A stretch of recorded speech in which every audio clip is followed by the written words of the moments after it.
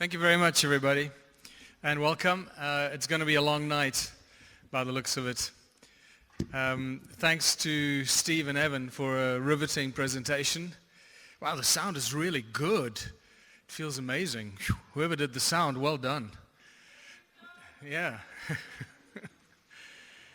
And thanks for sticking around to listen to me talk and this crazy South African that feels like I've been on the roadshow around the world forever at this stage. It is a work that's coming to its conclusion, however, and I don't think we'll be doing this for very much longer. And I think that after tonight's presentation and tomorrow, and when we finish this trip around Australia this time around, I think it's going to probably start winding up because we've got a lot of work to do, and we're going to have to stay in one place for longer to fulfill our destiny on this planet in some weird way. So let's take this journey of discovery. Sorry, not my laptop. And I call this one Out of the Matrix and Into Unity. And I'm sure you'll appreciate this photograph for those of you that are worldly. So what we'd like to do is really connect the dots from the ancient past into today and figure out a way of how to learn from our ancestors and learn from the knowledge that we gain from the ancient past. And I believe that we have gained a tremendous amount. I believe that we have gained everything that we're going to take into the future. And that, for me personally, is something that makes me wake up with a smile on my face every day, because I no longer fear the future. I no longer worry about what we're going to do, because I'm now very clear in my mind as to what we're going to do. And it's written, not just written in the stars, it's written in everything we do in our lives every day. We are the ones we've been waiting for. And that's very evident right now. So, if you don't know that yet, realize it, that the reason you're here is not by accident. The reason is by some weird, divine, preordained set of circumstances that brought us all together here tonight, because we know that we are the ones that are heralding in the new age. And we're obviously going to arm wrestle with Steve about where the origins of humanity are in Africa or in Australia. And that's a very interesting concept, because if Africa and Australia were connected at one stage, which we know they were, then it would make sense that it's from both parts of the world. Just to be as politically correct as possible, right? So it's an interesting subject, that, because it just shows you how confusing the ancient past and the ancient history is, and what we are taught at school and what we learn from our own bits of research after we leave school and realize that we were taught nothing. Just by show of hands, I'm going to do this again because I've done this over and over again. By show of hands, how many of the people here tonight are happy with the way the world is going? Are happy with the politicians, are happy with our governments, happy how things are going on? Just put your hand up if you're happy with life and how everything is falling into place. Just raise your hand. Would you like to tell us what makes you so happy?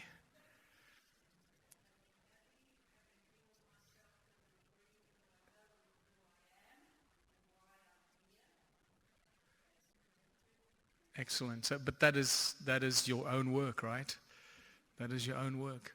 What I find fascinating is that I've been doing this for at least 6 years now around the world. And generally speaking, not one person puts their hand up. Not one. Every now and then somebody puts their hand up for a joke. What that tells us is that there is virtually 100% dissatisfaction among the people of the world. Given that, yes, when we do talk to people, they're generally reasonably enlightened, and they're not what Louise calls porridge eaters, that are yet to become part of the enlightened group. But so we're going to connect the dots, as I said, looking into the ancient past and realizing what we are about to do is something magnificent. In 1898, the British Empire mobilized what remains the most expensive war in its history, and I bet you did not know this. It became known as the South African War, where 470,000 British troops Look at that number, people. 470,000. Put that into context of the Gulf War, where today there are probably less than 250,000 soldiers, combined soldiers from NATO and Britain and America around the world. 470,000 soldiers before there were airplanes sent by ship to the southern tip of Africa to fight against 60,000 farmers on horseback and another about 60,000 native Africans with spears and shields. The question is why? Why did the British Empire go to all this trouble to go to this far bit part of Africa to defend or to take control of this part of southern Africa? And this is what it looked like. It was the South African War from 1899 to 1902, and you can see the extent of the British Empire over there, and then the two Boer republics that resisted the British infiltration. And this was all pretty much prepared by this man here, Cecil John Rhodes, who at that stage was probably the most powerful individual in the world and also possibly the wealthiest individual in the world. And he was responsible for laying the foundation for the 20th century at that stage. And this slowly but surely became evident as you start digging deeper into the history of the world, who controls it, who we are as a species, and what is the currency that controls this planet. And this man was right at the center and at the heart of this, taking control of what became known as the golden goose for the crown. This is always about the gold, because this is what the British Empire came to do, to come down and secure southern Africa for the crown. And when we say the crown, I don't talk about the queen or the royalty, but it's actually the crown temple, which sits in the heart of London, in the city of London, from where the global empire is controlled through money and the control of the financial markets. And sometimes people don't quite understand the difference. It is all connected, but at a deeper level and a higher level, it is the crown temple that seems to control all this activity. And that brings us to the Paul Kruger story. Most of you all know Paul Kruger as from the Kruger Park, where all the animals are kept in South Africa, and the Kruger rands, the gold coins. But it's a lot deeper than that. Paul Kruger was the president of the Transvaal Republic, that place over there, and together with President Steyn, that was the president of the Orange Free State, resisted the might of the British Empire. And it was really those two upstarts and troublemakers that lured 470,000 British soldiers with the horses, with the cannons, with the guns, with the hospitals, with the cooks, with the food to southern Africa. Now this is quite insane. The British were losing this battle quite badly. In fact, they lost the first round in the late 1800s, and then they started the second round in 1899. Until they employed what they refer to as the scorched earth policy, where they burnt down the farms, they killed all the animals, and they put the women and children into concentration camps. And this is where the concentration camps started, not in Nazi Germany, but in South Africa, invented by the great British Empire. And there were about 45 concentration camps in South Africa, and it's estimated that around 35,000 Boer women and children died in these concentration camps. They simply starved them to death. What is, just in case you don't know what the word Boer means, it means farmer, or boer in Afrikaans. Boer. That's how it's pronounced. And an unknown amount of black South Africans had died in these concentration camps. That's hardly ever written about. And this is a phenomenal bit of history that, as I said, really laid the foundation what was about to happen in the 20th century. One of the significant battles in this war was known as the Battle of Spionkop on the 26th of January 1900. And the reason this was so important, because on that one fateful day, three of the world's leaders that emerged out of this particular time became what we remember about the 20th century. This particular war, this particular battle became known as the bloodiest battle in the South African War, the Battle of Spionkop, and where more men died in a hectare than in any other war before or since. This is just one of the pictures from that battle. The reason why it was such an important battle on that particular day is because three of the world's leaders were involved. And you realize that if any one of these caught a bullet on that day, the world as we know it today would have been very, very different. The first one was Winston Churchill, who was a news correspondent for the British media, I guess you can call. And he became a captive of the Boers. There you go, Churchill, prisoner of the Boers. And then he became known as the Brit who got away because he escaped and then went on to do what he did in Europe, as you know what he did. If he didn't escape, the history of Europe may have been very different. The second significant individual in that particular day, on that day, that Battle of Spionkop, was Mahatma Gandhi, who was a stretcher bearer for the British troops. You can imagine what would have happened in India if Mahatma Gandhi caught a bullet. Would have been a very different place today. Don't know how different, but certainly not the way we see it today. And the third individual was General Louis Botha, who was a general of the Boer army resisting and fighting the British Empire, who 8 years after having to surrender to the British might became the first Prime Minister of the Union of South Africa. So he did a complete turnaround. He pretty much did what Nelson Mandela did 100 years later and said, okay, I'm not going to fight you anymore. I'll become a president or the Prime Minister. And this brought forth the foundation upon which the British Empire manipulated the rest of the world from the beginning of the 20th century, using Southern Africa as the golden goose, well protected, well maintained, out of sight, out of mind, very stable. Don't go there, it's a bit too dangerous, but never too unstable to keep producing the minerals. And that's exactly what they played in that game. But on the 4th of June, 1900, a train filled with gold left Pretoria, which is the capital of the Boer Republic, Transvaal Republic. Pretoria is over there. And it went towards Maputo, which was in those days known as Lorenzo Marques, the capital of Mozambique. And this train was filled with gold. It is said that there were between 30 tons and 3,000 tons of gold on that train. And it is said that it was a train, not a carriage full of gold. A train with several train carriages. Now, I don't have to tell you how much gold you can load onto one train carriage, so you can imagine, just figure this out for yourself, how much gold was on this. The problem was that, one of the things that was on there were these veldponde, and some of the gold that was on this train. And today, one of these veldponde, which is the Boer Republic minted coin, today one of them is worth $90,000. So you can imagine how much this train would be worth today. This train left Pretoria and made its way through towns, through Middelburg, through Witbank, and then through a town called Belfast, Machadodorp, Watervalboven is where I live, where Louise and I live, and then Watervalonder. The fascinating thing is that after Machadodorp, which is our neighboring town, the train was never seen again. It mysteriously vanished. And it has since become one of the greatest treasure stories of today. We see treasure hunters from all over the world come in to look for the Kruger millions, which today would be the Kruger billions.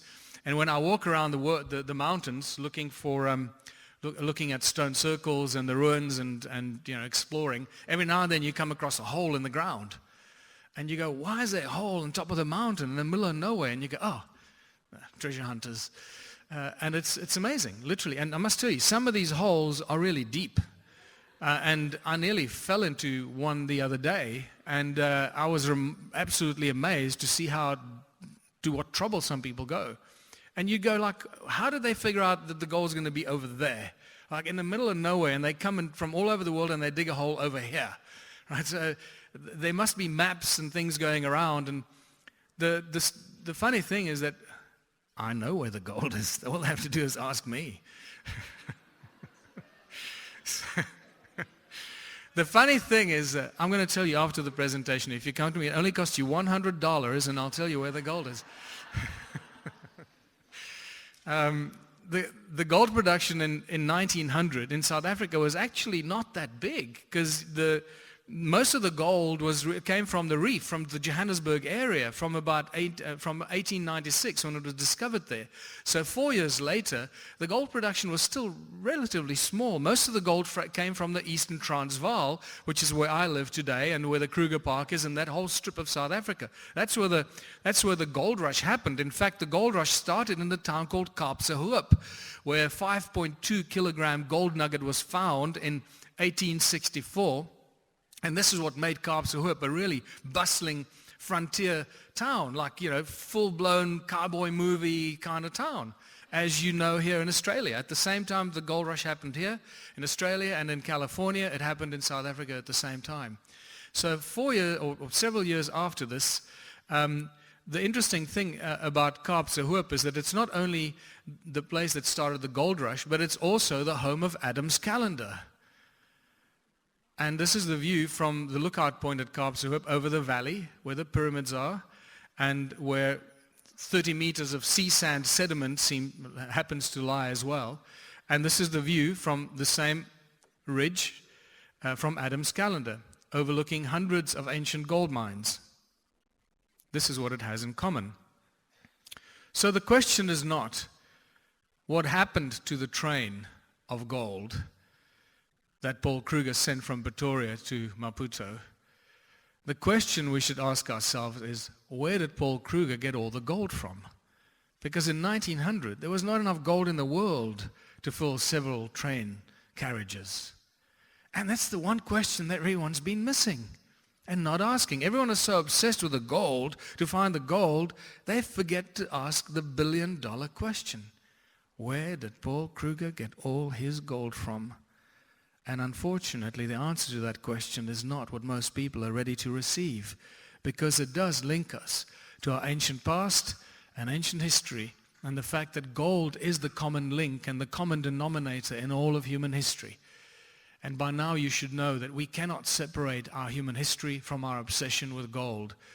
Even in Genesis 2, when Adam was still alone on earth and Eve had not yet been crafted from his rib, the narrator of the Bible, and I was chastised by somebody and I said, God talks to Adam and says, well, it's not God talking, it's the narrator. I said, okay, well, it's the narrator of the Bible.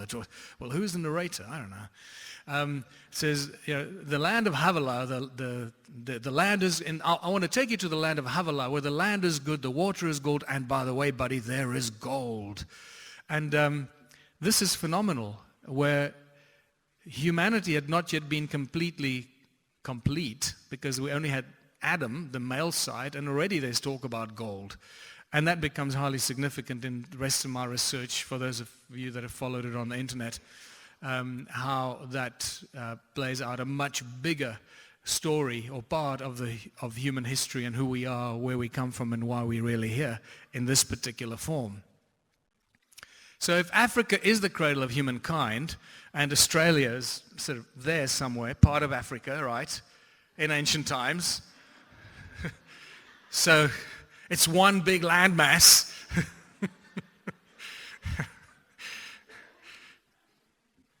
Can we find the origins of gold mining in Africa? And the answer to that is yes, absolutely. I'm just going to take you on a little story of discovery to show you how far back in time this gold mining and this obsession with gold is connected to Africa, and specifically Southern Africa. In the late 1400s, the Portuguese come around the Cape of Good Hope, and they come on land from the Mozambique side, and they meet a lot of ancient tribes, and they find gold mining. Wow, sorry, I've gone the wrong way. And they find many ruins and evidence of gold mining. That confused the hell out of me, I must tell you. It's like, what?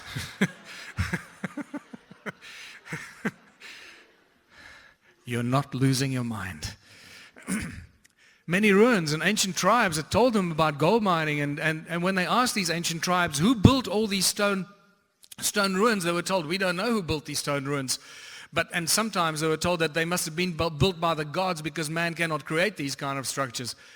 And this is well documented in the Portuguese records from the late 1400s. But our modern historians tell you a completely different story.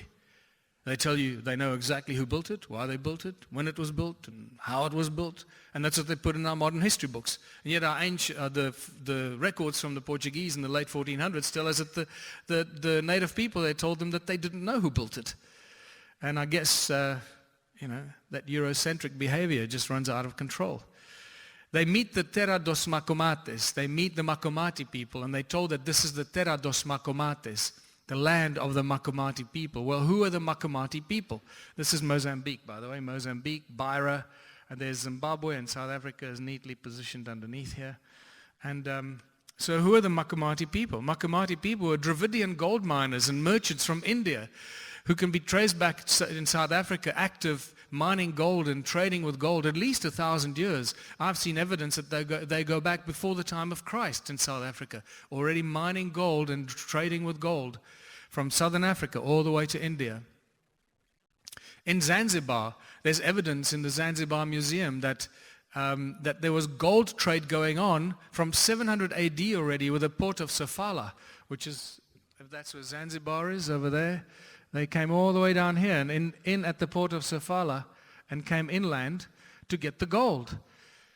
So in the 11th century, we read that Ahmed al-Biruni, the famous scholar and explorer, describes the prosperous gold exports from the port of Sofala. And we also get shown a map of southern Africa by the Portuguese from the 1500s that show the kingdom of Monomotapa, the golden kings of Africa that were never conquered. Not quite know what happened to them, but they were never conquered, and they were the golden kings. And everybody was dealing with trading in gold, somehow connected to the Monomotapa kingdom. And if this is a 15th or 16th century Portuguese map of the port of Sofala, which is a very active port, just slightly south of Beira today in Mozambique. And we are told that the gold was a month's journey inland from the port of Sofala. So what happens when you go a month's journey inland? And there's Beira today, and if you go a month's journey inland, you get to Zimbabwe, modern-day Zimbabwe, and to this place here called Masvingo. And what is at Masvingo? Great Zimbabwe, which just happens to be the origin or the place of origin for the Monomotapa kingdom. And the plot just begins to thicken, and you realize that we're dealing with some very advanced and well-established gold mining activity since the whole world were coming to Sofala to get their gold. I found while I was looking for maps, world maps on Google, I came across this board game. And I took it out of this presentation. I should have left it in here because it's really interesting. It's this board game about ancient maps and ancient routes, seafaring routes. And it starts in the port of Sofala on a board game. And from there it goes to all these different places of the world. I couldn't believe my eyes. This is what Great Zimbabwe looks like, a house of stone. But it's also connected to many other more mysterious and esoteric meanings like Zimbabwe or Zimba the lion, Zimbabwe, the roar of the lions, and connected to the lion spirit of Africa. And obviously, as I said, the Monomotapa kingdom, which were the golden kings that were trading in gold. Just southwest of that, on the border of South Africa, Botswana, and Zimbabwe, is a place called Mapungubwe, where apparently the ancestors of Great Zimbabwe came from. And they were also dealing with gold. But it gets really interesting because these are some of the artifacts that were discovered at Mapungubwe, the golden artifacts. What specifically stands out here is this golden rhino. And the reason why this golden rhino stands out because it's known as the one-horned golden rhino. Well, in Africa, we don't have one-horned rhinos. We have two-horned rhinos. One-horned rhinos come from India. So once again, there's an interesting connection to the Macomati people or the Dravidian miners that were trading in gold, and just thickens the plot a little bit. So what other evidence of ancient gold mines do we have in southern Africa? Well, in a geological survey in 2005, they went and explored and counted all these recent mines that I believe were really reopened in the gold rush of the 1800s, and they counted these so-called what are they called? I forget the name now. Where the shafts goes into the side of the mountain. They knock shafts down into the ground. And because these ones survived after the flood, because there was a lot of destruction there, as you may imagine, with the so-called flood. And again, there's a lot of evidence for that with sea sand and fossilized fish and seashells that I've shown in my other presentations, that you see that it was really the flood that destroyed a lot of this activity down there several thousand years ago. These gold mines into the side of the mountains. On this particular day that I went down there, I went and I probably saw about 30 of these. But by the time they finished this count between 2005 and 2010, they counted more than 75,000 of these gold mines just around the town of Lydenburg. And the reason for them doing this count was because they wanted to close them up. And because they didn't want people to come and do illegal gold mining. And even I believe it was the Anglo-American that did this count. De Beers Anglo-American, one of the largest companies in the world still today. I recently saw a list of the largest companies, and believe it or not, they were right up there. And even the mighty Anglo-American decided this was a bit too rich for them to go and close up 75,000 gold mines or mine shafts to prevent illegal gold mining. The interesting thing about the town of Lydenburg, it's also the home of these mysterious heads, ceramic heads, known as the Lydenburg heads that you can see here. And these are very strange looking artistic expressions of humanoid-like figures that seem very out of place in southern Africa and raise a big question about what was going on down there, especially around the town of Lydenburg, where all this gold mining was going on.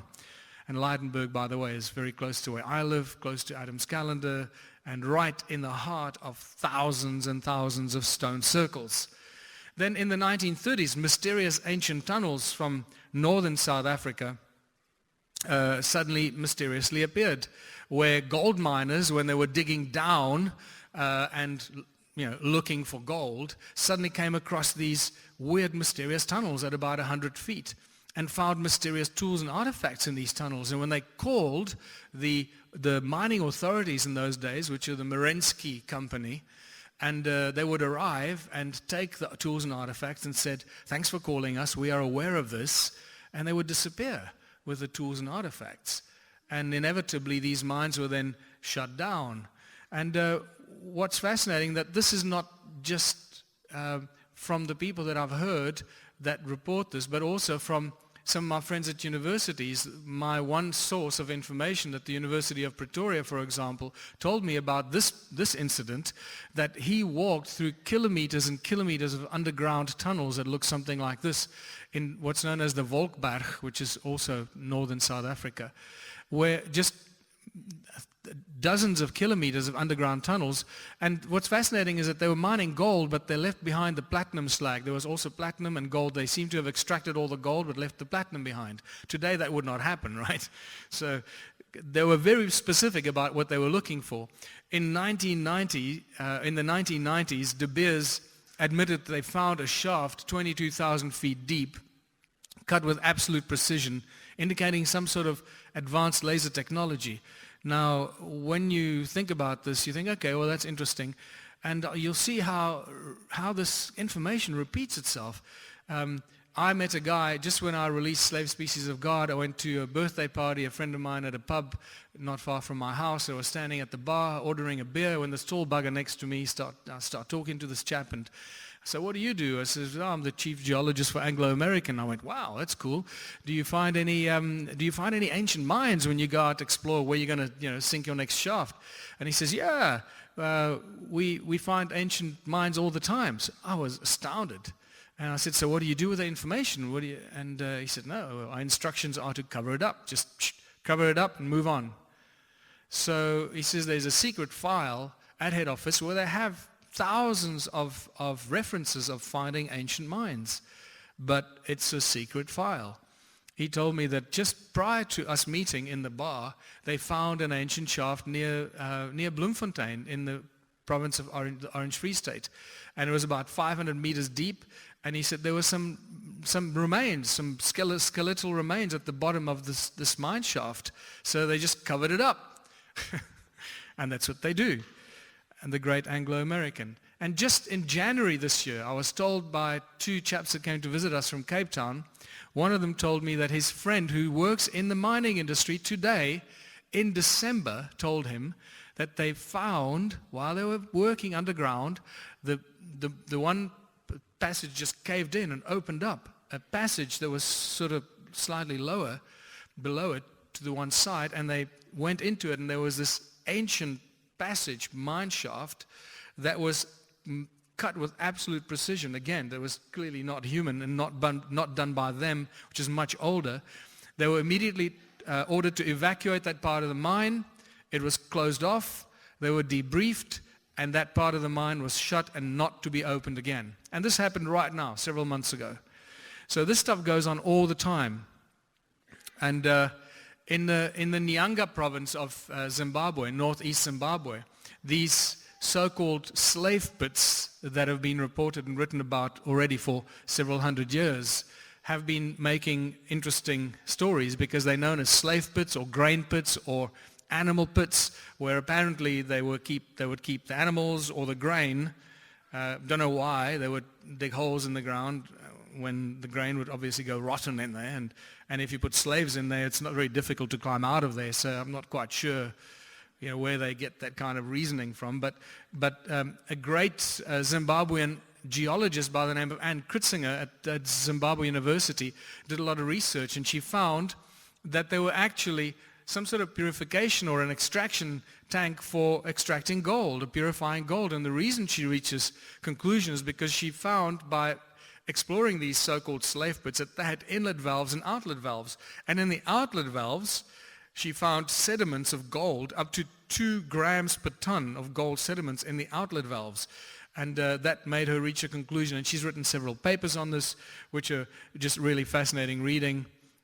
She contacted me at one stage when she heard that I speak about her, and she sent me a few more papers on the subject. So it's well researched by her and pretty much irrefutable that we're dealing with gold mining and gold extractions. But by far the most interesting discovery was exposed to me by the father of our legal advisor when I started going up against the banks in South Africa. And Raymond Dix, his father, Raymond kept telling me, my father wants to talk to you. He's got something important to tell you. And I kept thinking, okay, well, I don't know what this is. And eventually, because people, talk to me more often than not, it's not fruitful discussion. And so I was resistant to engage his father in conversation until one day, and I'm really glad because 3 months later he died after I spoke to him. So I went inside and he told me that he couldn't remember the exact date, but he was working in Carltonville in the mines. It's known as the West Rand. I grew up there as well in the gold mines, and there are dozens and dozens, probably more than 100 gold mines there now. And it was just boom town in 60s and 70s and 80s. It's also known for its sinkholes. As you can see, some of the sinkholes are huge.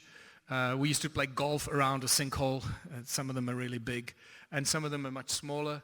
And it's just really when the mining industry drains out the water, and then the soil becomes brittle, and the holes just appear and fall down. And they were testing them. He was part of a mining rescue group. They were really well trained and well equipped, and they were testing some of the equipment. And they decided to go down into a sinkhole. So they went down into one of these sinkholes, about 20 meters deep, from what I recall him telling me. And when they got to the bottom, they found one of the sides had caved in, and they walked in there into the darkness, and several meters, something like this. He said, they cleared it up, and they found a tunnel, and that was paved all the way around. Something like this. This is not the tunnel, but I give this to you so you can imagine it. This is beautifully backlit for effect. Clearly, when they found their tunnel, it wouldn't have been backlit. And they went into this tunnel, and he told me they were really scared. It was like, really, like, what the hell is this? and several meters into the darkness, they came across a statue that resembled one of these, which for me makes a very clear connection to the ancient gold mining empires of the Incas or the Andean empires, and however far back in time it goes, we have a very interesting golden connection once again on the gold fields of South Africa, but ancient times and ancient tunnels that nobody knows anything about. I looked at that recently, and there's where this happened previously there's a shopping mall built on top of it today. So good luck to those that want to go down there. What we find from this little introduction here is that history is really much older and much stranger than most of us can possibly imagine. And I mean much older and much stranger. And Stonehenge is probably one of the greatest examples of how this deception and the lies and the manipulation of ancient history just goes on and on. You know, we look at Stonehenge. This is a modern picture of Stonehenge, and we think that this is what it looked like. But most of us are unaware that Stonehenge was completely reconstructed in 1954. It did not look before 1954 the way it looks today. These are just some of the dozens and dozens of photographs. You can go and find them yourself with this reconstruction. They actually rebuilt it. And when I went to Stonehenge the first time in 2010, I looked at this and I went, something is wrong about this. And at that stage, I didn't know that it was reconstructed. But what did strike me was the erosion on the stones. And I realized we're dealing with something much, much older. And my first ever presentation at Glastonbury to a lot of, boffins about Stonehenge have been studying it all their lives, and they argue whether it's 3,000 years old or 5,000 years old. And I came in there, I said, Stonehenge is more than 1 million years old. Well, they nearly fell on their backs. But I did get a standing ovation for being ballsy enough to say that. And the reason I say that is because the geology tells us that Stonehenge is extremely old. And the fact that it's been rebuilt, you can start seeing and realizing to what extreme the cabal will go to deceive us about our ancient past. This here is one of the stones that fell over and broke. There's the break. This is sarsen stone, and I work with stone all the time. I know what a new break looks like. I know what a break that's several thousand years old looks like. That is not a few thousand years old. That's 2 feet of erosion on a clear break on sarsen stone. That's not in 1 million years will that happen, people. And therein lies the answer. Not in 1 million years. Stonehenge is extremely old. Why it's still there, I don't know. The fact that it's been rebuilt is probably part of the deception and the lies. But unfortunately, the geology has now given it away. And there's a lot more about the site that we can go into. So this just shows you how these ancient sites are a lot older than we can imagine. And sometimes we don't see the writing on the wall. Much advanced knowledge is given to us in ancient text. Most of the time, it's misinterpreted. And sometimes, again, maliciously misinterpreted and maliciously encoded. And one of the greatest deceptions of encoding and misrepresenting ancient texts comes to us in the most popular book in modern history called the Bible. And this is Michal Ledwith on the left here. He used to be the advisor to these two guys here for 17 years at the Vatican. And he is a walking encyclopedia.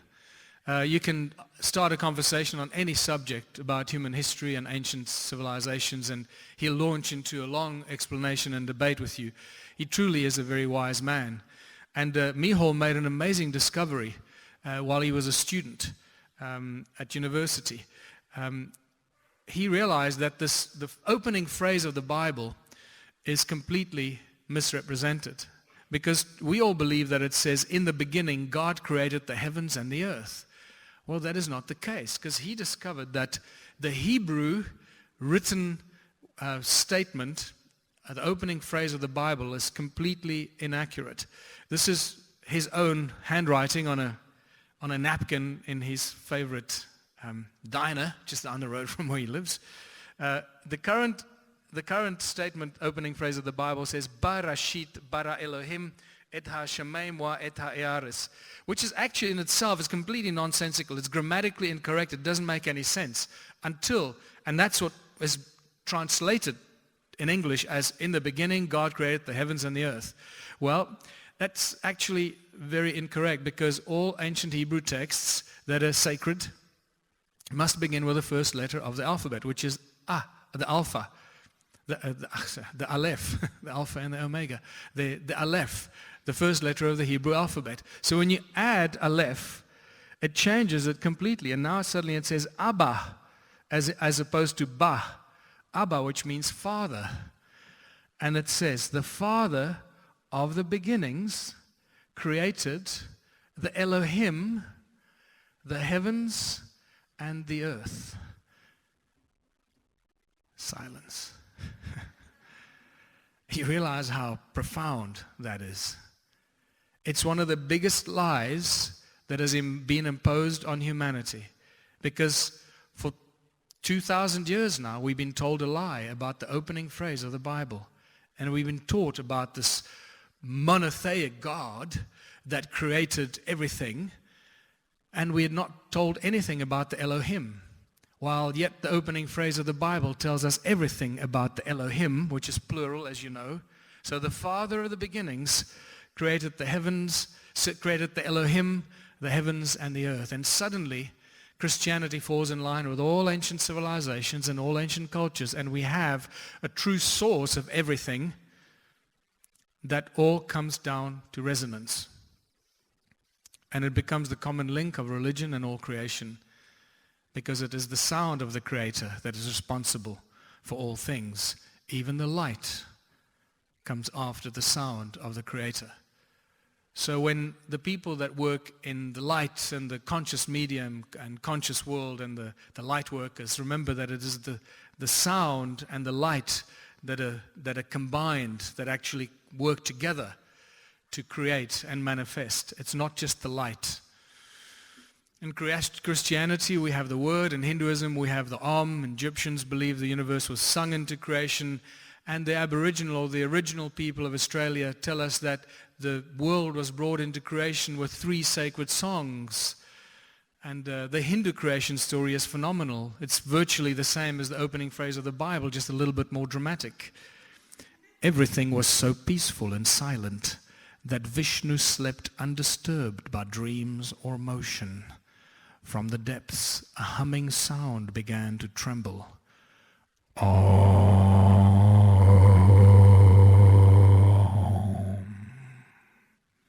It grew and spread, filling the emptiness and throbbing with energy. The night had ended. Vishnu awoke. It's just another version of sound gives rise to light. And it says, God said, let there be light, in a slightly more dramatic fashion. So what is sound? It's the source of all creation. It's a beautiful picture of the cymoscope creating a 3-dimensional bubble of sound as we speak. It doesn't just travel that way. It travels everywhere around us. We're completely absorbed by it. It's everything around us. It is the breath of the Creator. And all ancient cultures tell us this. Sound and resonance. It levitates, boils water, creates light, creates DNA. Sound heals and destroys pathogens. Sound moves beyond the speed of light. This is one of the best kept secrets in science and modern day physics, people. And this is still something that most of us do not understand, because we don't understand what sound is and how it actually works. What it is, how it can be the creative source of all things.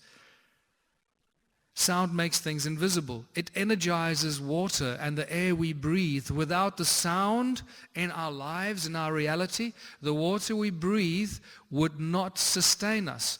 The water we drink, would not sustain us. Whoa. The air we breathe would not sustain us.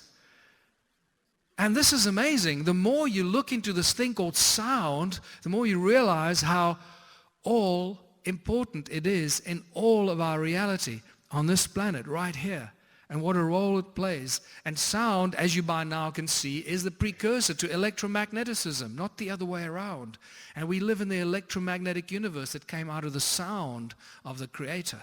Sound and light that created this amazing expanse that we can now see with our eyes. You know this by now, so I'm not gonna bore you with this, but just to remind you how sound can get manifested into physical form. Come on, you can do it. No? Okay. I thought we worked this out. So, you know when you put sound on a metal plate, you put sound through it. Every sound frequency has a very specific shape. And this is just a very basically grade 1 entry level into seeing how sound manifests itself into shape and form. And that allows us to start a journey of imagining how sound can manifest everything and anything. And that brings us to Erik Larson in this amazing laboratory in Ashland, Oregon, who created the CymaScope, and which shows us for the first time how our human voice can create and manifest an infinite number of shapes with which we should be able to manifest everything and anything we can imagine. Also not working. Okay, we're going to have fun tonight. So please go on YouTube and put in CymaScope, and you can watch. It'll save us at least half an hour. It's a good thing. We'll work it into the video, right? Yeah. So it just, when you look at this, you just see, oh my goodness, our voice is a tool of creation. Every sound we make consists of an infinite number of forms. Even while we create the sounds of the alphabet, we're actually creating an infinite number of frequencies to just get to the apex of that sound. So before we even get to the sound, we've already created a lot of stuff around it. That's how insane this is. And sound inspires religious symbols. This is a phenomenal photograph that shows us sound at its source, this beautiful cross in a circle, the source of everything. Also the CymaScope pictures of sound coming out of the physical form coming out of sound, this beautiful cross in a circle. And you suddenly realize where religions got their inspiration for their symbols. They know that it comes out of sound, that the Creator, everything came out of the sound of the Creator. Even the medicine wheel is a cross in a circle, telling us that the Native American medicine men understood the healing power of sound, because if sound can create everything in the universe, it can heal everything in the universe at the same time. And you'll see some of the latest spectacular achievements in that field. The original people of Australia have a phenomenal story that says that time began when the supernatural beings awoke and broke through the surface of the earth. They moved about the earth, bringing into being the physical features of the landscapes. And they did this with 3 sacred songs. Now, I normally show a video that obviously is not going to work of Hans Jenny's brilliant work in the 60s when he first started promoting the concept of cymatics. And you see landscapes coming into form. Sound on a metal plate, sound through a metal plate, and lycopodium powder. And when you look at it, you see the formation of mountains and valleys and moving around and eruptions and eruptions like volcanic eruptions. And you realize if you slow that down into milliseconds, you'll have the formation and the creation of the landscapes of the earth. And you realize that the original people of Australia knew exactly the source of the creation of our planet and how it came into being. So sound as a tool and technology is a phenomenal thing to start thinking about, because we don't think about sound as a tool and as technology, and yet it's all around us. We are the technology itself, right? Because we produce the sound. The ankh was used for healing. We know this. And it's actually John Keeley, when he created his levitation devices, and one of his buddies came to him in Philadelphia or in the USA, and one of his buddies came to him and said, hey, I also want to levitate this stuff in your laboratory with sound. And he said, okay, well, first I need to calibrate these bugles or these trumpets to the frequency and the resonance of your body before you can do that. And that actually gave me a clue why each one of these ancient Egyptian gods carried his own ankh or their own ankh. As you notice, all of them carry their own ankh because they were calibrated to their bodies. So if you pick up an ancient ankh, the real item, it's probably not going to work because it's not calibrated to your body's energy fields. And you play around with it, but at least it's like a gun where they take the bullets out. A good gun, a sound gun, resonance gun. The Ark of the Covenant is a great example of ancient advanced technology in gold. It's clearly a communication device because God says to Moses, precise instructions how to build it, and then he says there's a mercy seat. Why it's called mercy seat, I don't know. On top of the ark, I can't see it there, but somewhere there should be a seat because God tells Moses very clearly, sit in the mercy seat on top of the ark, under the wings of the cherubim, and I will talk to you when you sit there, and I'll tell you what to tell the Israelites. So it was clearly some sort of communication device, and only when you sit in that position, you'll hear God speaking to you. And remember that the Ark of the Covenant never touched the ground. It tells us clearly it always floated above the ground, and 4 guys carried it. No, they didn't carry it. It was too heavy for 4 guys to carry. It weighed several tons, so they pushed it along. So it had levitation properties as well. So communication device, levitation properties, and what else? Well, it defeated large armies. It would spark and destroy large armies of thousands, and it brought down the walls of Jericho. So it was a resonator, it was a weapon, it was a communication device. This is like serious technological activity going on here in one box, And you can talk to God with it as well. Or God talks to you. Sorry, it's only one way. One-way communication.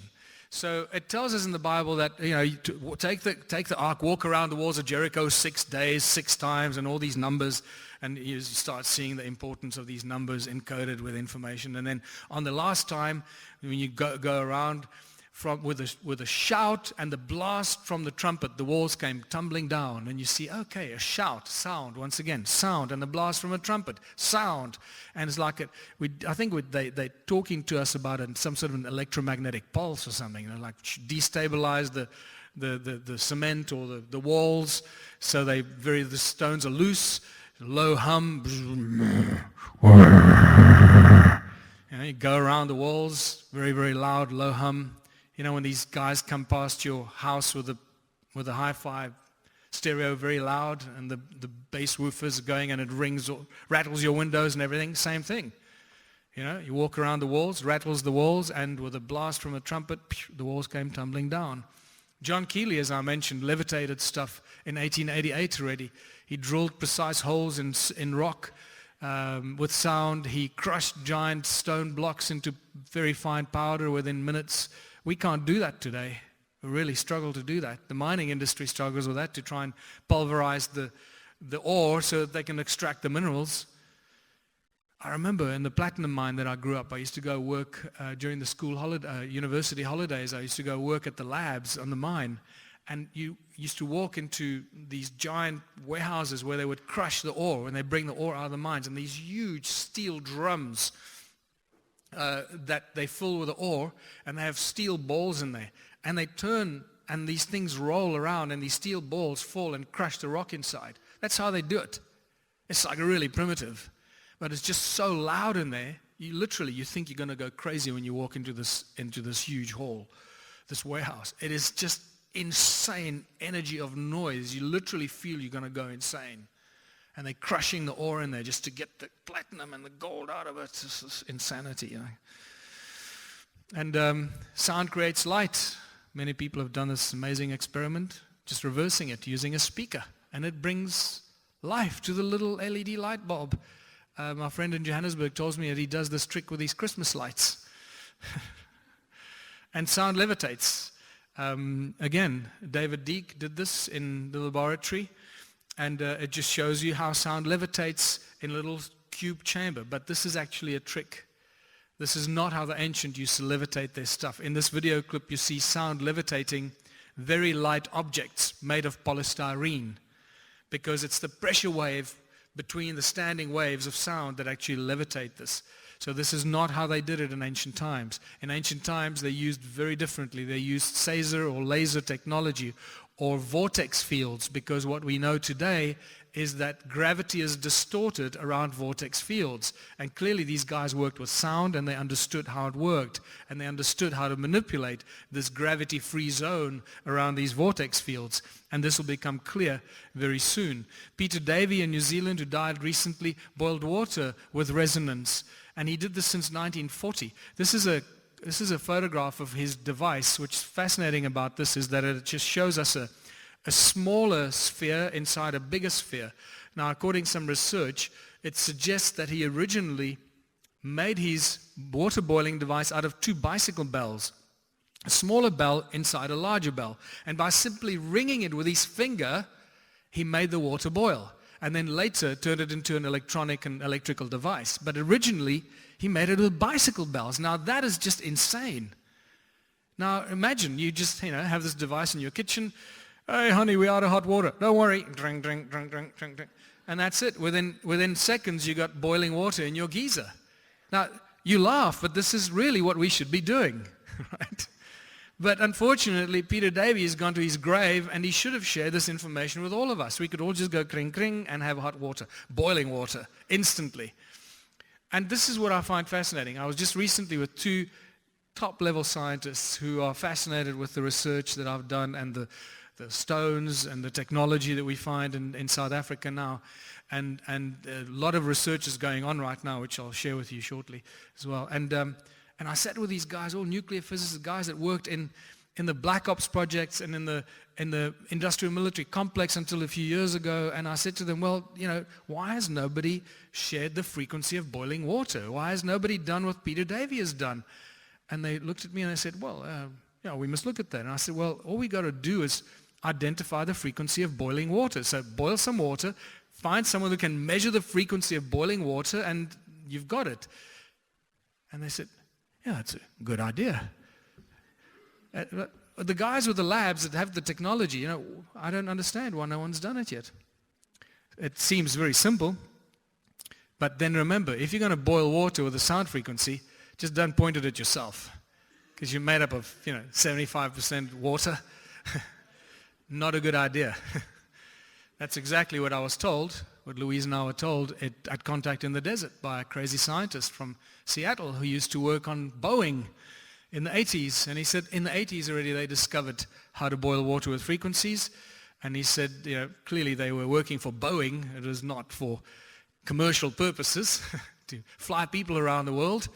And they discovered how to boil water with frequencies, and it turned into a weapon that was used by the whatever military, and still is a secret weapon, obviously. It just explodes people. This guy here cured all disease, the man who found the cure for all disease. Now, what I find fascinating is that this has been going on and on and on for a long time. Do it with sound, with resonance, with frequencies, the prime resonance frequency. Once you understand the prime resonance frequency, you can cure anything. And this is what's really going to upset me, because, before it upsets me, I want to show you. This is an actual Royal Raymond Rife's. He recognized the frequencies to cure all kinds of cancer and everything. And this is actually his handwritten book that Louise and I saw last year in the USA, in a library in Sedona. You'd think that this stuff doesn't exist, and yet there it is. This is his handwritten book, several hundred pages thick. It's a big book like this, and here they are, his own handwriting. This is for all the cancers, and the frequencies for all the cancers, how to cure all the cancers. Every page is for a different disease. Here's another one. This is for diphtheria, and explains exactly how to handle it and what frequencies and what to do. This is for tuberculosis.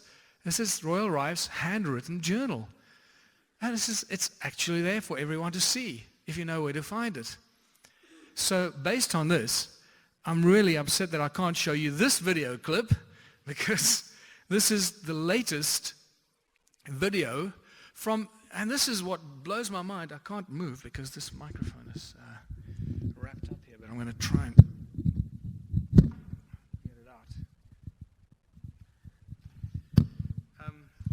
what I find fascinating is that this crazy music professor, and I was in such a hurry to edit the video so I could share it with you here, at some university in the United States, and he just did a TED talk on this, right? And he shows how, and he is so unconscious and so ignorant that Royal Rife did this already 100 years ago, that he shows how with sound and the cancer research lab that he worked with, and you actually see the cells, the cancer cells, explode and blow up in this video. So just go online and look this up. It's quite mind-blowing, where you actually see the cancer cells blowing up with sound resonance. That's all it is.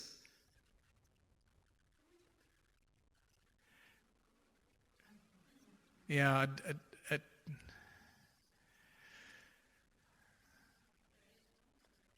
no.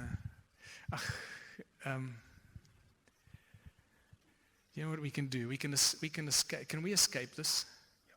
If we escape, and then we can show it from the list of videos, because this is one I'd really like to show you. The video file that you downloaded. Yeah, those. Where is it? That one there. This one here. Ah.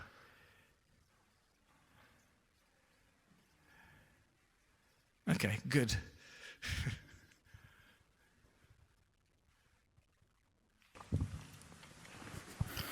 These are the first videos taken. We showed these videos to our friends in the biology department. They said they hadn't seen anything quite like it. It seems to be a new phenomenon. A new phenomenon. These organisms are being shattered by our electronic signals. This is a harmless organism, almost friendly, a little Blepharisma. And normally they're very fast swimmers, but when you approach a frequency to which they are vulnerable, they begin to slow down, then they stop, and then they begin to disintegrate within about 3 minutes. So first we attack pancreatic cancer. Take a good look at this slide, because the next one will look quite different. After we treat these cells, they change their shape and size, and they begin to grow long, rope-like structures out the sides. They look something like antennas. I call them bioantennas, for biological antennas. It's as if the cancer cells are trying to tune in to our signal. We now know that cancer is vulnerable between the frequencies of 100,000 hertz and 300,000 hertz. So now we attack leukemia cells. Leukemia cell number 1 tries to grow a copy of itself, but the new cell is shattered into dozens of fragments and scattered across the slide. Leukemia cell number 2 then hyperinflates and also dies. Leukemia cell number 3 then tries to make another cancer cell. The new cell is shattered and the original cell dies. Now we attack ovarian cancer cells. This is a more distant shot. Here you see brackets coming up around the cells, showing groups of ovarian cancer cells which are being destroyed.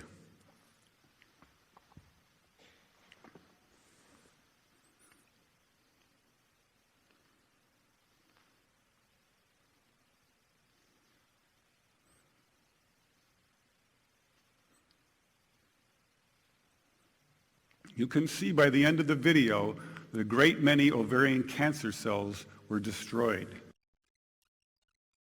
Isn't that amazing? This is a new phenomenon. The guy is clearly completely unconscious about or has no idea that this has happened before. And what's most disturbing about this is that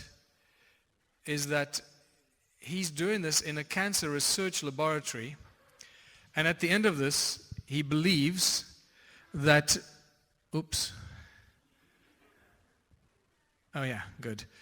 He believes that they're going to make great progress with this medical lab and the cancer research because they now discovered the cure for cancer. I have news for him. As you know what would happen. So since he's done this, nothing has happened. But clearly you can see now that just with putting somebody into a sound bath or a sound chamber, you can destroy the cancer cells. And what you didn't see in this video is how it's very, very specific. It doesn't have any effect on the other cells. In some of the other videos, you see other little creatures come swimming up to the cell while it's exploding, and it has no effect on anything. It's very, very frequency specific. That's exactly how Royal Rife did it. Very, very extremely frequency specific. And even in the levitation video that David Deek did, he told me, I spoke to him on the phone for about 2 hours. He said it was really amazing. It's so sensitive, the slightest frequency modulation. And you can make the things bop up and down, rotate, spin, anything you want, just with the tiniest frequency modulation. So, and this brings us to the magnetron. We can cure cancer, and now we can create an incredible amount of energy. And the magnetron is another resonant energy generating device. That's exactly what it is. Magnetrons are in laser beams, they're in Caesar beams. Magnetrons can in the laser beams, a magnetron can cut metal in a split second, and they create huge amounts of energy. A tiny little magnetron. I spoke to a scientist in Glastonbury that showed me, he gave me a video where they built a magnetron and they switched it on, and he said they couldn't find the off switch fast enough because it started melting the entire lab and everything that was standing in, just started destroying everything. It's like, out of control. And it's a tiny magnetron, So, and then just recently, 5th of August 2014, so it's not even a year ago, Lawrence Berkeley National Laboratory shared this information that sound acts as a cloak of invisibility. You can cloak things with sound frequencies. It's just spectacular. And then they go on and they talk about this plastic pyramid, that creates an acoustic cloak. It makes everything you put underneath it invisible. And you go, wow. And I saw this plastic pyramid, and then somebody sent me an email and said, doesn't this remind you of Eastern architecture? That's exactly what it is, isn't it? So when the Buddhist monks are in their monasteries and they're chanting and they hit a specific frequency, the whole building becomes invisible, or they become invisible. Was this a method by which they would escape marauding armies, just make themselves invisible? Who knows? But one of the greatest discoveries I made recently was the fact that sound actually energizes the air we breathe. And it's not something we think about, because we breathe all the time, but we hardly ever hear the sound. We don't hear that really, do we? And that's going on all the time. And this was, again, by accident, when this Christian Lange, a German scientist, I was talking to him about a free energy device, and he created a free energy device that works on the resonance of sound, of the sound of air. And the air goes into this thing, and the resonance of the air makes it turn, and then it continues turning perpetually because the sound keeps resonating itself. So he's created a free energy device with the resonance of air. And I realized when he sent me the picture of this that it looks just like the human lungs. And that made me realize that we're dealing with sound once again, even in the air we breathe. If it wasn't for the sound, the air we breathe would not actually keep us alive. Just like if you can drink water, and if the water is not energized, the water you drink is not going to keep you alive. That's why you get dead water. And look at the lungs, the alveoli, the hexagonal clusters, because this becomes quite important when you start looking at the stone circles and the stone ruins in southern Africa. The bronchi, they become the bronchioli, they become the alveoli. It's bigger. It's bigger vessels that become smaller and smaller as it approaches the alveoli. And basically, by the time the air reaches the alveoli, it's moving, and the sound of the air is moving beyond the speed of light. It's reaching hypersound speeds, the air that you breathe. And this is spectacular. This This is some really advanced technology happening inside our lungs and we're not even aware of it. But for me, by far the most impressive breakthrough was Luc Montagnier's spontaneous generation of DNA with sound. Because if you think about it, what is our DNA? The DNA in our bodies encodes everything about what we are and who we are.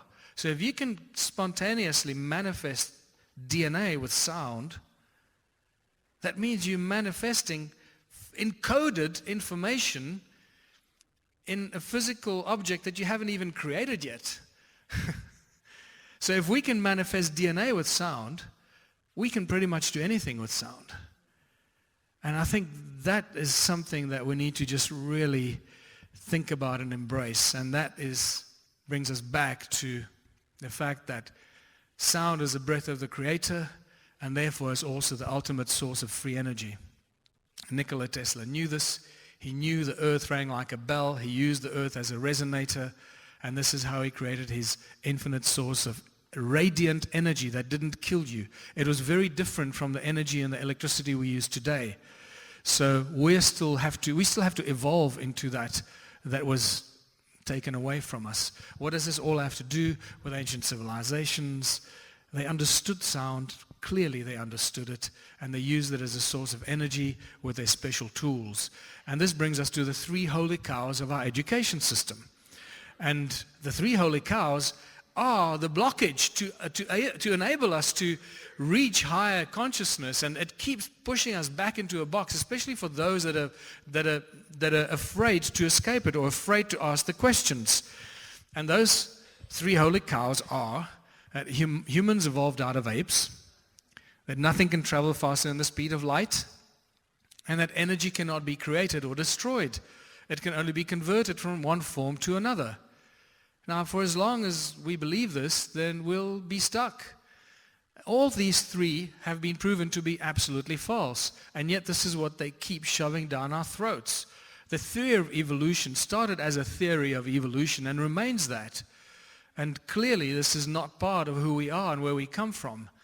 The fact that 3 undergraduates and 2 high school students at the Middle Tennessee State University in 2005 propelled sound beyond the speed of light, which was published in the American Institute of Physics and should have been headline news in every newspaper and on CNN, should have been one of the greatest discoveries in modern science and physics.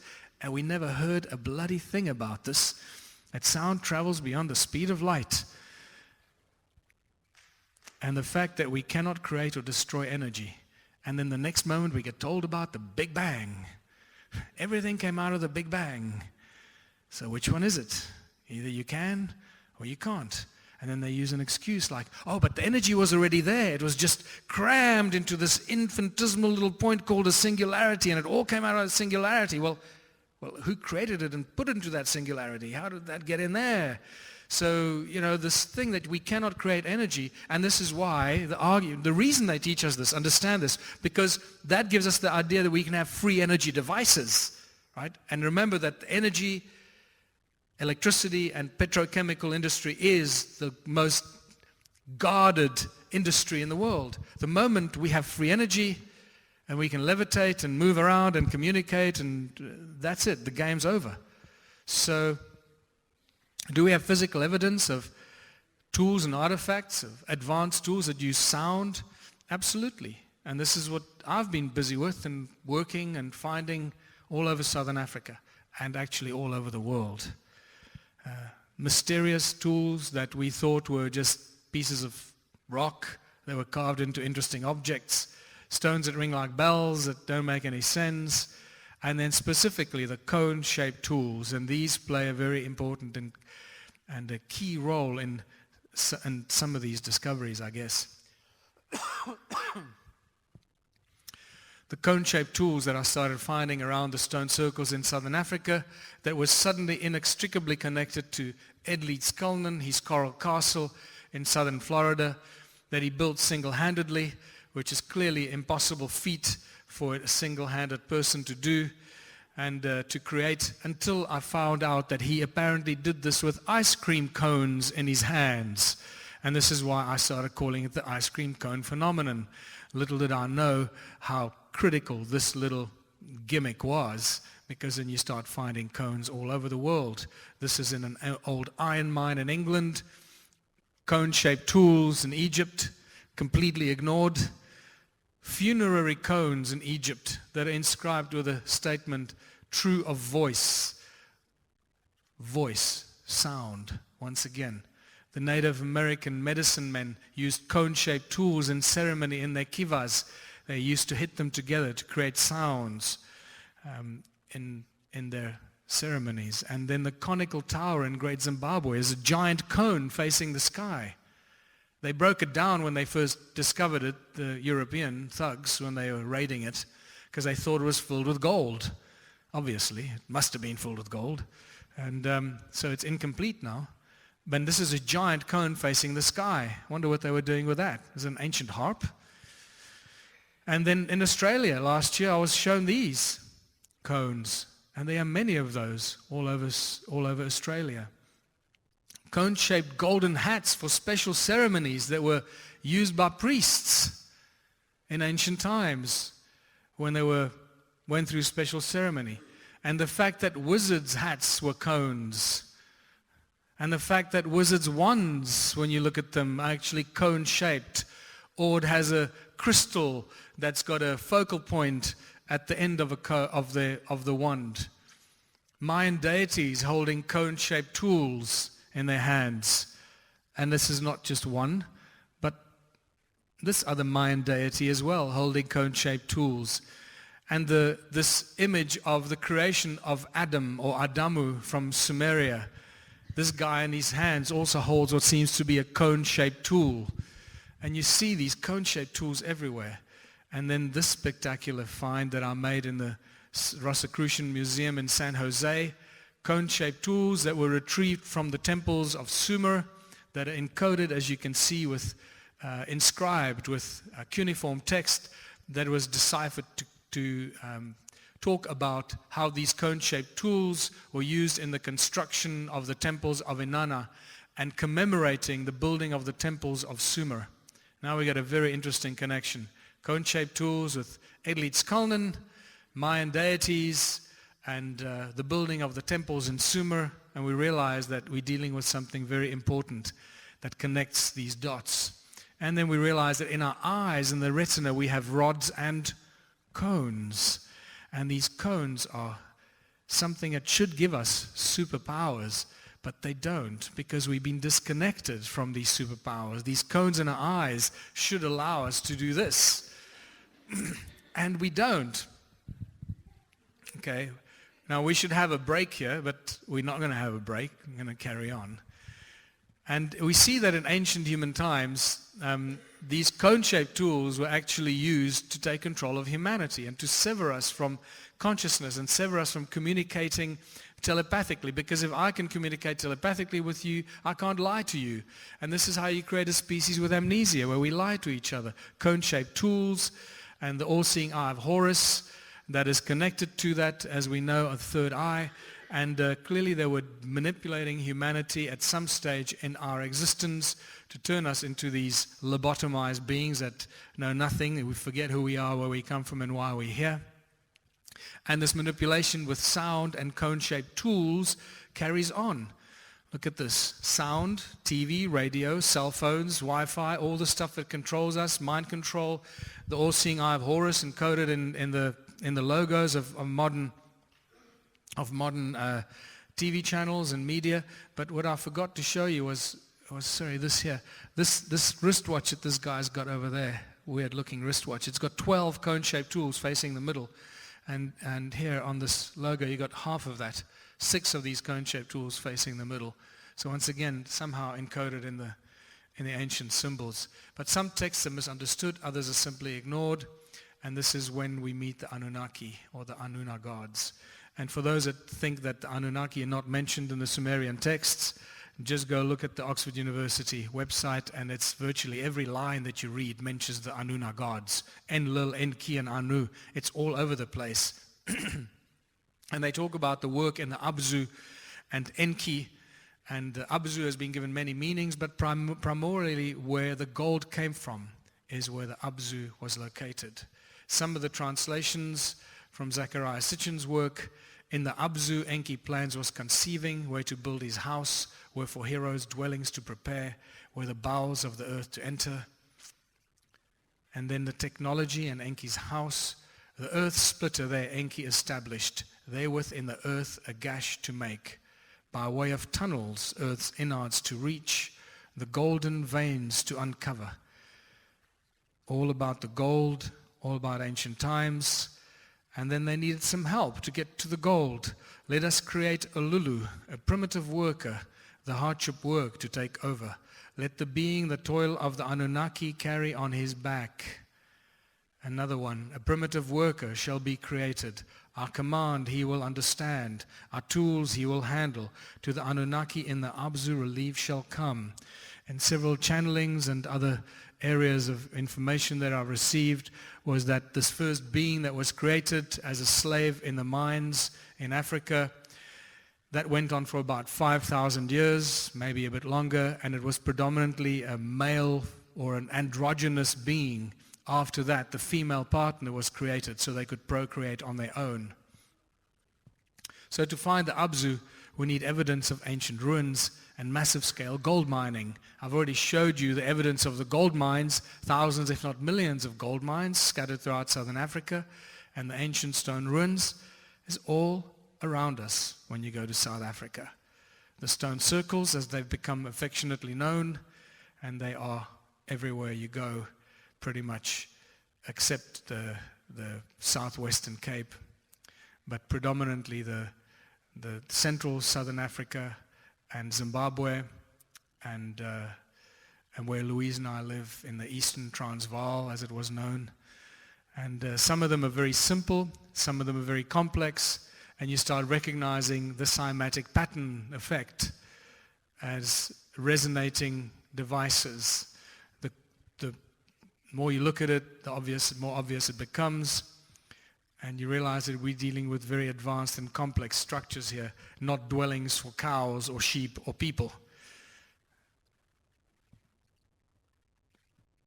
Especially these ones here that look like beautiful flowers but actually resemble magnetrons, and you realize the importance of that. What's also important to note here is note how wide the channel is here, all these channels that connect them. The channel gets narrower, and by the time it reaches the actual structure, it's very, very narrow. So it's the narrowest at the point of entry into the stone circles. And you realize that they were designed by some sort of deeper understanding of sacred geometry, and it's not just randomly thrown together when you start having a closer look at them. And these channels that connect all of them, none of these stone circles stand alone. They all sort of stuck in these giant, the extension of the sort of spider web effect, and these channels that connect them all together. And the channels link pretty much all the stone circles. None of them stand alone. These hexagonal structures over there, honeycomb hexagonal clusters that make absolutely no sense, because what are you going to use them for once you built it and you can't get in, and you got this whole colony of honeycomb structures? What are you going to use them for? And these more examples of channels connecting to these circles.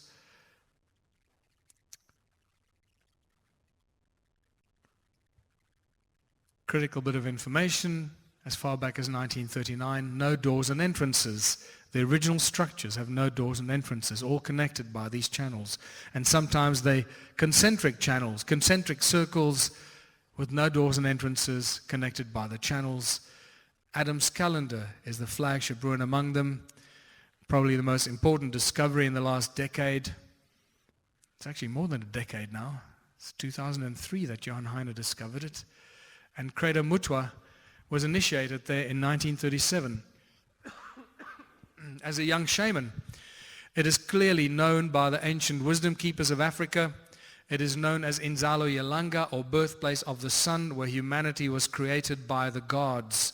To do what? To work as slaves in the gold mines. That's what the wisdom keepers of Africa know this place to be. This is what it looks like from a helicopter shot. That's north, this is south, this is east, facing the sunrise from this direction, and west over there. Those are the two central calendar stones. This is what it looks like in a 3D reconstruction. Horus stone, looking at the three stones of Orion, and you can't quite see in the distance, lining up with the pyramids in the valley, and very important ancient site that goes back about 280,000 years. That's how far back it's been dated, 280,000 years. I'm not going to go into the details because this is already long enough. The question, how many of these ruins there are, is a spectacular one because it leads us to the conclusion that we're dealing with a vanished civilization. In 1891, Theodore Bent from horseback estimated that there were about 4,000 of these structures. By 1974, Roger Summers had a lot more technology at his disposal, and he did a beautiful calculation and said there were about 20,000 of these ruins. In 2007, I spoke to the retired head of archaeology at Wits University, and I asked Revel Mason, how many of these stone structures do you think there are? And off the bat, he said, at least 100,000. So I said to him, wow, that's amazing, Revel, 100,000? So that's a bit of a problem, because at that stage, I still thought these were dwellings for people. So I said to him, so if we assign 10 people per ruin, it means we're dealing with a population of about 1 million people. And his immediate reaction was, well, then they can't be 100,000. So immediately back in the box. He knows that there are at least 100,000, but because the population could not have been 1 million, that means there can't be 100,000 ruins. And you see how we go around in circles. And by the time I finished counting these, because I wanted to get an accurate idea of how many of these ruins there were, some of you are probably well familiar with this by now. I'm going to come back to this. This is just ridiculous. This has actually probably got very little to do with the other stone ruins, but they're still part of the stone ruin structures. By the time I finished counting these, it turned out to be more than 10 million. And this brings me to the question that we started with. Where did Paul Kruger get all his gold from? The Boers were known for hiding in tunnels from the British troops. They would dig tunnels. And I've shown you the tunnels that have been discovered, ancient tunnels linked to ancient gold mining. One such tunnel connects Paul Kruger's little house in Waterval Onder to what's known as his tea house about 500 meters away. And those tunnels, I believe, is what led to Paul Kruger's great discovery. While they were digging one of these tunnels, they probably came across a similar kind of tunnel that my friend came across in Carltonville when he met the statue of Viracocha, except this time, when Paul Kruger's men found it, it was filled with gold. And this is where Paul Kruger got all his gold from, ancient Anunnaki gold. There's no way that he could have found so much gold from the measly gold mining in 1900 in South Africa to fill several train carriages with gold.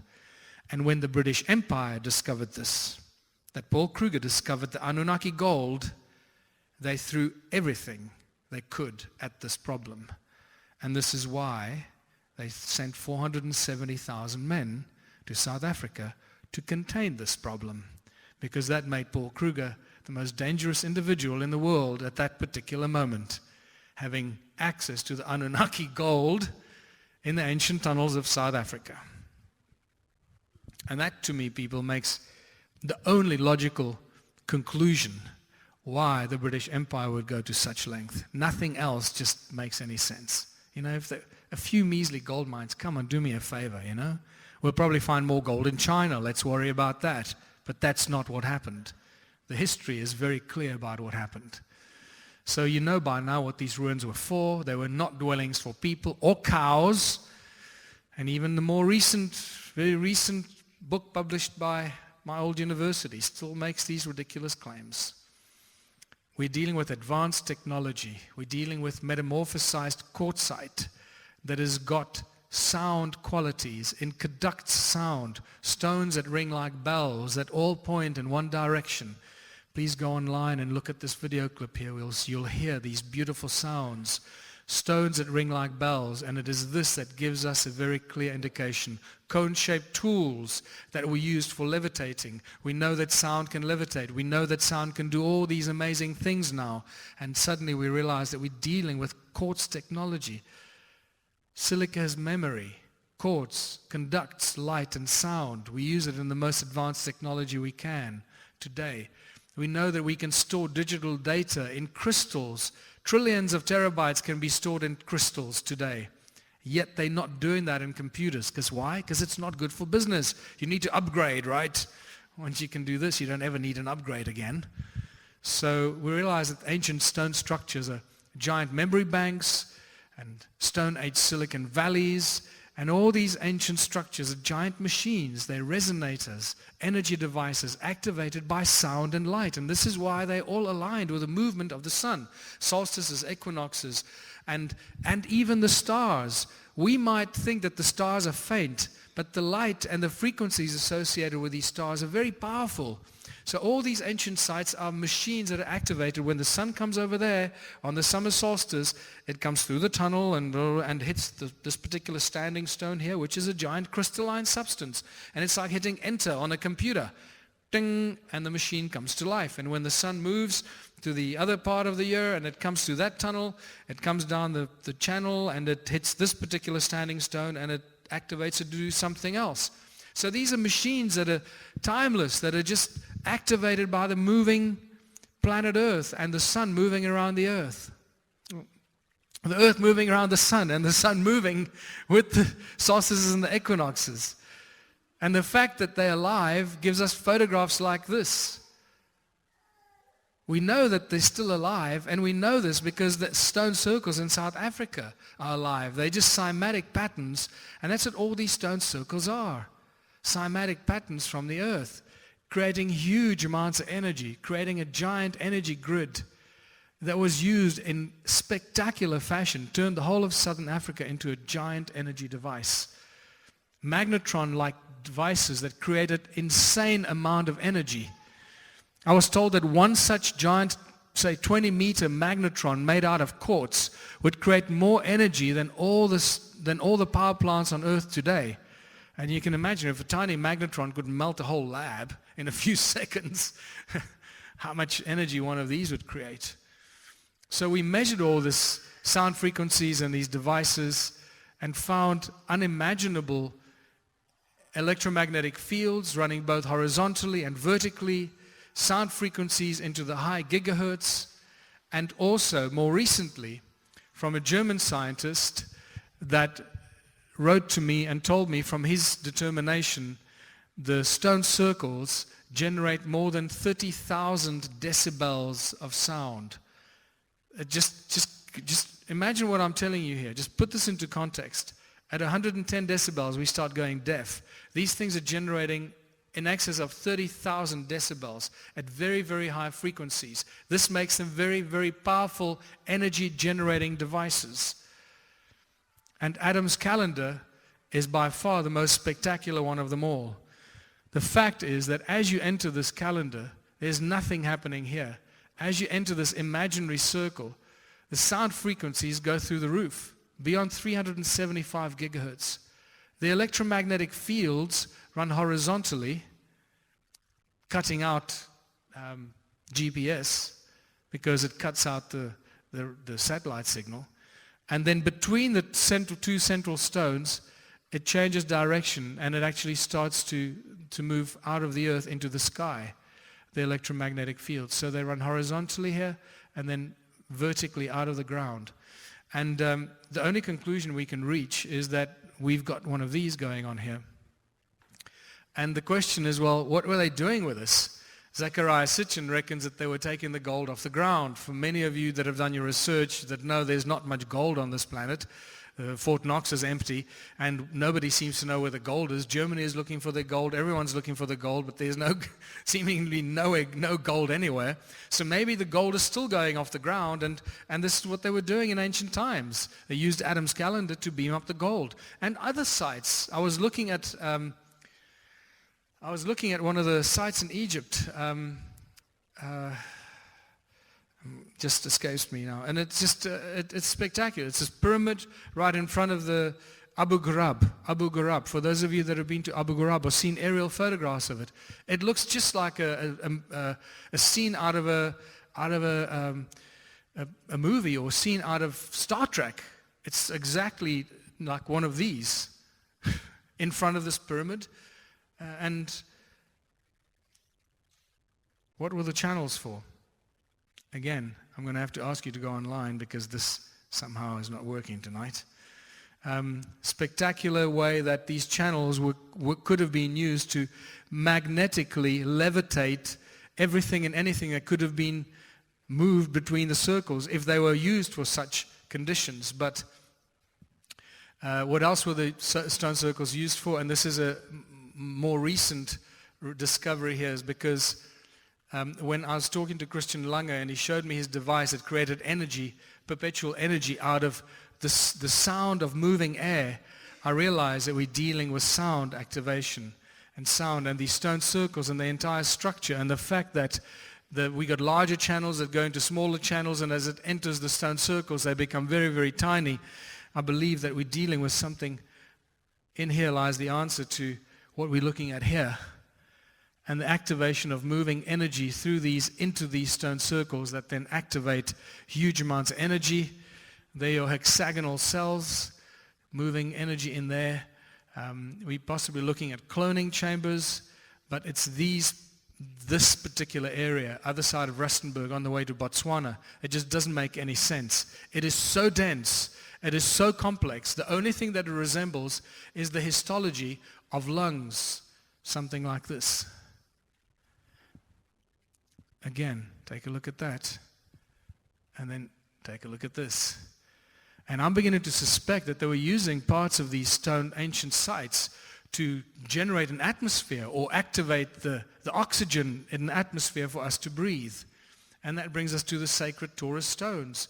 There are thousands of these sacred stones in southern Africa, and this clearly points to me to some sort of Caesar technology, because we deal with sound. We know that they emit huge amount of sound resonance, once again measured by German scientists, Rainer Gebensleben, who measured the energy in these, and he told me that they resonate even just by standing on the table between 2.2 thousand decibels up to 3,500 decibels, creating huge amounts of energy, once again telling me that they emit hyper sound that moves beyond the speed of light.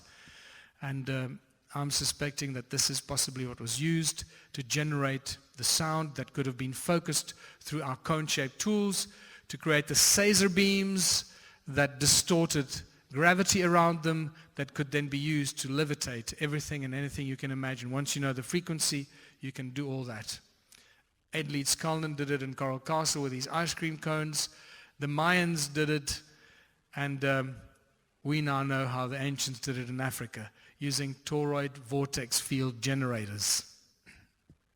We put one of these stones in a bucket of water, and the next morning, thousands of tiny bubbles were spiraling around and going into the center of it. And then when I took the stone to Nassim Haramein, most of you all know the story about how that particular stone actually crashed the TSA security system at the Doha International Airport. That stone there. We now managed to get it back from Nassim, and it's in the hands of a bunch of crazy scientists in Ashland, Oregon, that are now going to do some amazing research. We have a second Taurus stone with another group of scientists in Colorado that are doing a different kind of research with it. So I believe that very soon we're going to have some very advanced knowledge about how this technology and the sound and the resonance works in these ancient tools, because that's exactly what they are. And this brings us to the Earth grid. These ancient sites weren't just built around randomly. They were built around a very specific grid that the Russians called the gigantic crystal grid, and this particular ancient Sumerian text. And this is not a Zecharia Sitchin translation. For those that still believe Zecharia Sitchin was fooling us, I think you have to go away and think some more. But this is what this one says. In the distant days, in those days after destinies had been decreed, after Un and Enlil had set up the regulations for heaven and earth. These guys set up the regulations for heaven and earth. They were clearly some seriously powerful guys, Un and Enlil. And Enki, the exalted knowing God, by the rules for heaven and earth, the fixed rules, he set up cities. They're telling us that there's some sort of a rule or grid in the sky around the earth, and according to these rules or this grid that is echoed on the surface of planet Earth, they put up all the ancient sites. And this is spectacular because shortly after I found this, David Wilcox started sharing the information about the emblems of the U.S. military and the U.S. Air Force that encoded with these so-called rules, these white bands around the planet that are referred to as the rules. They say it's some sort of an energy grid around the earth. They don't know where it comes from, but it's always been there. That's what the modern military talks about. They're aware of this.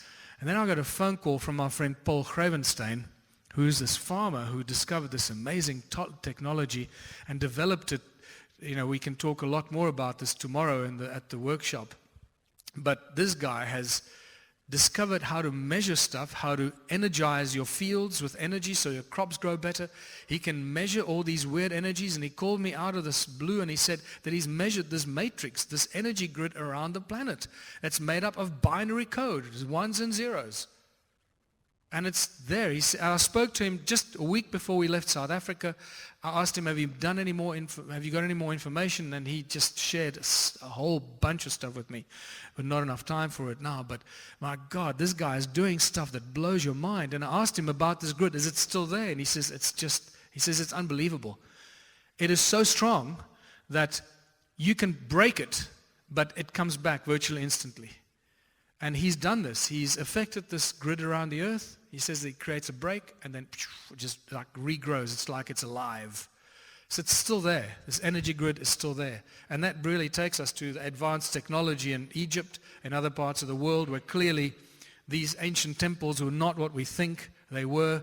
And the obelisks ring like bells. When I put my ear next to this obelisk and Hugh Newman tapped it from the other side, it rang like a bell. And I instantly knew that we're dealing with giant resonators here, something that either putting energy into the sky or pulling it out from the sky into the grid, into this ancient temple. And that's made me think, what are these temples all about? There's just too many pillars, not enough space. This fact that these were places of worship are completely nonsensical. Otherwise, they would build them very differently. And you realize when you start looking at them from aerial photographs, it just doesn't make any sense. Look at this. Too cluttered with pillars, all these weird geometric things over there make no sense. What is all that about over there? Come on, do me a favor. And the Parthenon, same thing. You know, this was the mountain of the gods. People weren't allowed there. And now once you realize what this is for, you understand why they weren't allowed there, because they'd probably be fried. And you see there's the foundation of a geometrical thing that was around the structure here, but that's gone. But the foundations are still there. You can see there they are. There are lots of stuff lying over there. And this entrance portal here, again, too many pillars, weird, connected to this amphitheater, and there's another amphitheater there. And this stuff here, we told that this is where we come and pray here, then you go and worship there, and you offer food and come back and offer more food. If you don't, you get smited, and you live. And this is where you live, and your whole life consists of offering food. Lots of offering and smiting, and it's a never-ending cycle. And then this here, again, too many pillars. Look at this, just like, what the hell's going on here? Like, do me a favor. Are you guys getting bored with life? And this big amphitheater here, and on a platform, and these two concentric circles in front of it with no entrances, and you start realizing, okay, well, you've got energy generating devices in Africa. We know it because we've proven it, so we don't have to debate it. And very quickly realize that these are all templates for temples. And what are these temples? Giant circuit boards. They're not temples for worshiping. That's silicon-based technology, just like all the tools that we're finding in South Africa that we've measured. And this one is just a dead giveaway. I mean, this is just spectacular. I spoke to after this presentation at Contact in the Desert 2 years ago, when I came out, there was a guy that came out and said, I was a circuit board designer in Silicon Valley well, he still was then. He said, it's absolutely. And he started describing to me what different parts of this were for. And he said, it looks exactly like the same problem they have today, and that's the dispersion, getting rid of the heat. And it's just very obvious when you start seeing it. Now you see it very differently. Giant technology on a scale that we can't imagine today, because they had the time and the knowledge. And suddenly, microprocessors become macroprocessors. This is just ridiculous. And when you see the pyramid, it's very obvious.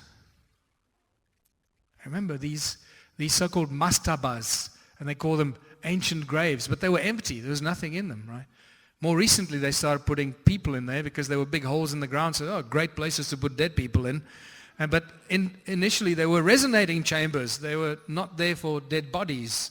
Otherwise, they would have been filled with dead bodies when they found them. And we realize that the rules and the energy grid around the earth is active. It's been there for thousands of years. It's something has been constructed and put up there. And we realize that human sound was actually the energy that put it up there. It's human energy that holds it up. And this is why amphitheaters are connected to all these. You put a bunch of people in there, you scare them to death, or you excite them. You put on a play that get them excited. They applaud, they sing, they do whatever. And the sound of people goes in that entrance. That's the plug point. It activates it, and bing, alive comes a circuit board. And it uses human sound to activate this. And this is all over ancient sites. There's your amphitheater connected by a brilliant standing resonating row of resonating pillars that came and channeled it into the circuit board that is now really badly destroyed. And there's another one. There's your amphitheater, and there's your circuit board on top of the mountain, because from there it shot up the energy into the sky to keep doing whatever it was doing. There's a recent one I found. This is in Algeria. Here's your amphitheater right in the middle of the circuit board, feeding it with energy of the people that they channeled in there. And since the ancient times, nothing has changed. The temples have just become churches, and temples had giant obelisks, and churches have giant steeples. And because people in churches create a lot of energy, and it's a lot of fear-driven energy as well. They sing, they clap, they're fearful, and this energy gets used. Our sound is harvested as a source of energy. When I did this presentation in Germany recently at Erich von Daniken's 80th birthday, a woman came to me afterwards and in her broken English told me that, and she was really very nervous, and she told me it's the first time that she could understand what she's been seeing all her life. She said all her life she's been seeing energy, flowing sound energy, and specifically in places like this, the Vatican or government buildings that have domes and pillars. And she sees the energy as like a yellowish light that moves towards the bottom of the pillars. It moves in at the bottom of the pillars, and then she sees it shooting out the top of the dome, out the top into the sky. And look what's at the top of the dome. A sphere and a cross. Well, we already know that a sphere is a resonating chamber. It represents sound, a sound bubble. And above it is the source of the sound, the cross. You've seen already where that comes from. And it shoots the sound up into the sky, offering the sound of the people to the gods. So our business centers and cities have just become busyness centers where we make a lot of noise. We never stop making a noise. We always make a noise. The city grids are just like giant circuit boards. And that's what replaced the ancient grids in Egypt. We don't need those ancient temples anymore because there's so many of us. We just make a noise all the time. As the world spins, as some of us go to sleep, others wake up and start making a noise. So this is it. This is just goes on and on and on. We create a huge amount of energy. We never stop. And all our city grids are connected by the channels like the stone circles, sharing this energy. Never stop making a noise. And suddenly we understand what Morpheus said. We are the source of the energy that holds up this matrix. So what have we learned from this? We've learned that we're enslaved on our own planet. And this has been going on for thousands of years. We are not born free on our own planet, as many people believe. Right now, we are trying our best to escape this not freedom. We cannot move around freely. We can't live where we choose to. We need passports and work permits. We have to follow rules and laws that we did not agree to. How many of you signed a contract with your government when you were born to agree to the laws that are imposed on you today? Anyone? Anyone? Yeah, none of us. You can't write when you were born. You can't speak when you were born. You're a little baby infant that comes out of your mother's womb, and yet these rules are imposed on you. And if you resist them, what happens? You go to jail. You have no option. We have to work to survive, to earn money, this thing called money, without which we can't survive. If we don't pay taxes, we go to jail. This is not called freedom, people. You know this by now. This is called slavery. And money is the untouchable holy cow that very few people dare to attack. You can attack the Jews, you can attack the Christians, you can attack the Muslims, the Hindus, the Buddhists, the Jainists. You can attack any religion in the world, and you'll probably have some friends that'll come with you. But the moment you attack money, oh, what? What do you mean? Oh, we could get rid of money. How are we going to survive? How are we going to buy stuff without money? How are we going to grow food without money? Well, this is why I love the statement from Wolfgang Goethe. None are more enslaved than those who falsely believe they are free. And what can we do about this invisible matrix that we find ourselves in? That's entirely up to us. We know exactly what to do about it, and that's what we're going to discuss tomorrow in the Ubuntu workshop. Thank you for listening.